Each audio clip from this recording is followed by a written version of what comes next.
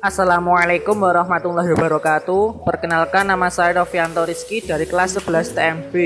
Di sini saya akan menjelaskan betapa pentingnya checklist pada sebuah alat. Apa sih pentingnya maintenance? Saya akan bantu jawab, yaitu untuk meneliti atau mengecek sebuah alat dengan acuan checklist secara detail agar mesin selalu bekerja dengan baik. Saya mengambil contohnya yaitu alat pompa air atau head power pada akuarium. Di sini saya akan melakukan tindakan maintenance pada pompa akuarium atau pompa air, atau bisa disebut juga power head, untuk mengecek apakah pompa ini masih hidup atau tidak. Maka harus dialiri aliran listrik, maka tancapkan pada kontak. Kita dengarkan bunyinya baik-baik, seperti ada yang aneh atau tidak normal. Adalah bagian corong atau bagian depan ini, kita cek apakah lubangnya ini sela-selanya masih normal atau melebar. Jika melebar, ini akan menyebabkan kotoran besar akan masuk dan mempengaruhi cara kerjanya pompa ini. Kita bisa copot seperti ini. Ini masih baik, masih bisa digunakan lagi dan masih bersih juga. Adalah bagian tengah atau bagian depan di sini. Kalau ada kotoran yang besar, nanti akan berhenti di sini dan akan menghambat masuknya aliran air yang masuk ke dalam ini. Ini bisa dicopot. Nah, contohnya ini ada beberapa batu di dalamnya. Ini akan menghambat cara kerjanya pompa. Ini bisa dibersihkan atau dihilangkan.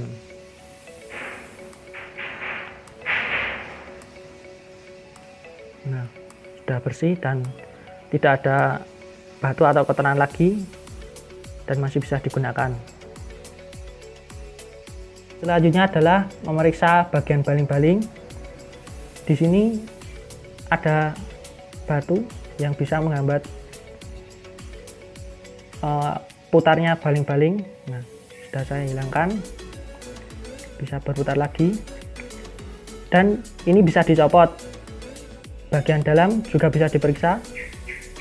Ini jika ada kotoran maka akan menempel di bagian yang pinggir-pinggir sini. Di sini juga mungkin akan menempel di sini karena ini seperti magnet, saling tarik menarik dengan lubangnya ini. Nah, ini masih baik dalam berputarnya, maka masih bisa digunakan lagi dan tidak perlu diganti.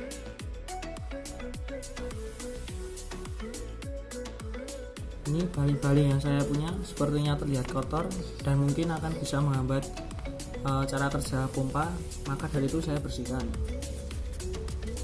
dengan menggunakan tisu.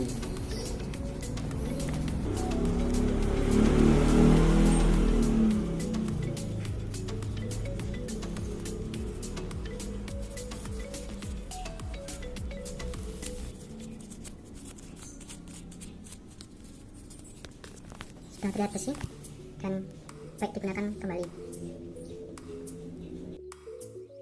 Yang selanjutnya adalah bodi bagian luar. Yang perlu dicek dari bodi ini adalah yang ini, bulat-bulat ini gunanya untuk menempel di kaca. Dan bodi yang perlu dicek tadi bagian ini, apakah masih bisa untuk menempel di kaca atau belum. Karena ini fungsinya bekerja dalam air, maka kita basahi sedikit terlebih dahulu. Kita coba untuk menempelkan pada kaca.